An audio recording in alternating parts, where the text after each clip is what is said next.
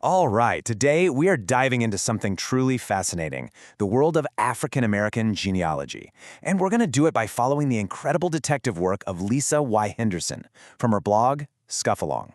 She's literally uncovering a history that was almost completely wiped out.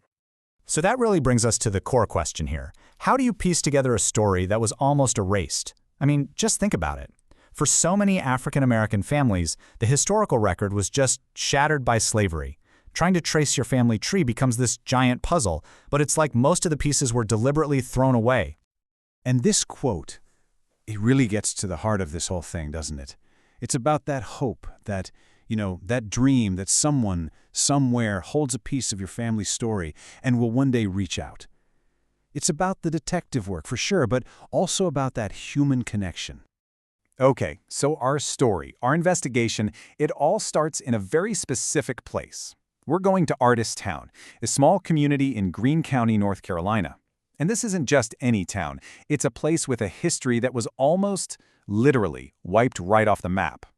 See, back in the 1800s, a free man of color named Daniel Artis bought over 100 acres here, and he wasn't just buying land, he was building a future. This place, Artis Town, became a thriving community for generations of his family. They lived there, they farmed, they even held horse races.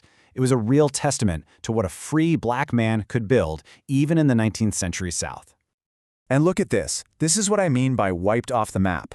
On the left, you've got an old atlas from 1993, and right there, plain as day, it says Artis Town. But then you look at the newer, supposedly updated maps on the right, and poof, it's just gone. This is exactly why this work is so critical. When the physical record disappears, the memory has to fight even harder to survive.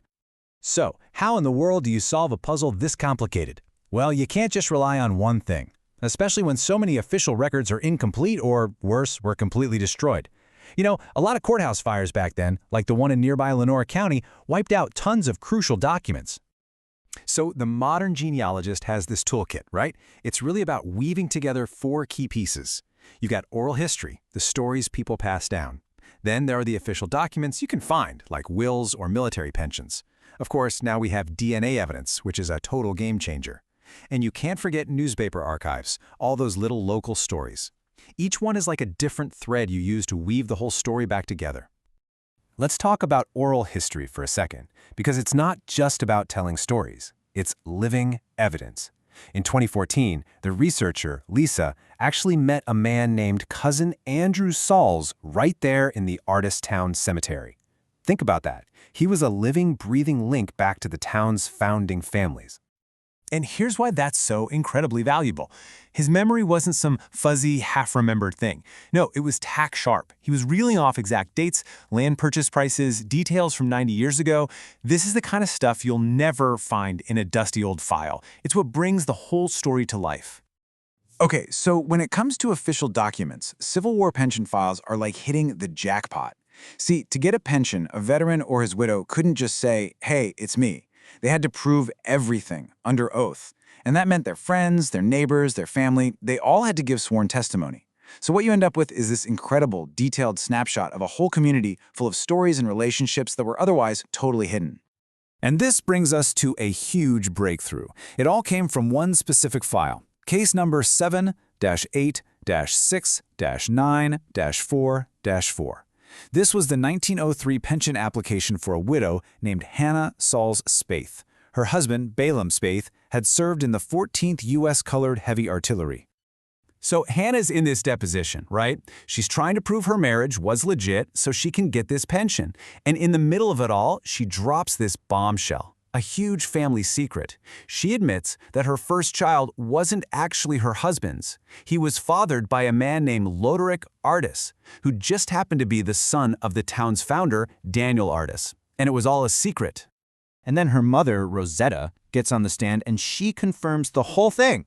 She adds all this extra personal drama, basically saying, yeah, this guy Loderick deceived my daughter, got her pregnant, and then went off and married somebody else. It paints such a vivid picture of the social fallout. And this is why these files are just pure gold. It gets even better. The son himself, a man named Lemon Speight, also testifies under oath, and he straight up says it, "I am the son of Loderick Artis." Boom. Right there, in his own words, he solves a family mystery more than a century later and locks in that connection for good. So let's just break that down. You've got the mother, the grandmother, and the son all telling the same story under oath. And what that pension file did was officially document a hidden branch of the Artis family tree, connecting the Speight family directly back to the town's founder, Daniel Artis. Okay, so finding that paper trail was amazing, right? But the story doesn't end there, not even close. The next step was to see if modern science could actually back up what was written in those 100-year-old documents. This is where things get really wild. So the researcher sees a potential DNA match pop up. She sends a message to this person, who we'll just call NS, and asks a very specific question. Are you by any chance descended from a man named Lemon Speight? The reply comes back super fast, and it says, he is indeed, that Lemon was his grandfather. I mean, can you believe it? Just like that, the DNA match provides the final, undeniable proof. It scientifically confirms the story that was told under oath all the way back in 1904. So when you lay it all out like this, you really see the full sweep of the story. It starts way back in the 1800s with Daniel Artis and his dream of building a community. Then you have the secret birth of his grandson, Lemon Speight, in 1867. 100 years later, almost, that secret comes out in a legal document. And then, a full century after that, in 2014, oral history and a DNA test bring it all into the present day. It's just an incredible arc, connecting generations across centuries of silence. Okay, so you might be thinking, this is a great story, but why does it matter so much? Why does tracing one family's history in rural North Carolina have such a big impact? Well, it's because every single time a story like this gets pieced back together, it's a powerful, powerful act of reclamation. It's about honoring a real, tangible legacy, a legacy of incredible resilience and success. Think about this. Isaac Saul Sr., who was born into slavery, became a master carpenter and a landowner, and today, his descendants, the family of that same cousin Andrew we met earlier, still own 440 acres of that land. That's a direct physical inheritance of their ancestors' skill, their drive, and their determination. And that's why this quote is so important. This kind of research, especially for African American families, is so incredibly difficult because so much of the history is locked away or was deliberately erased. So this work it's more than just a hobby. It's really a restoration project. You're piecing back together a story that was intentionally broken. And in doing so, you're giving back identity, history, and honor to people who were denied it for generations. And that really leaves us with one final thought, doesn't it? Every single community, maybe even your own, has forgotten stories just like this one. They're like these little threads of a much larger history, just waiting there, waiting for someone curious enough to start pulling on them.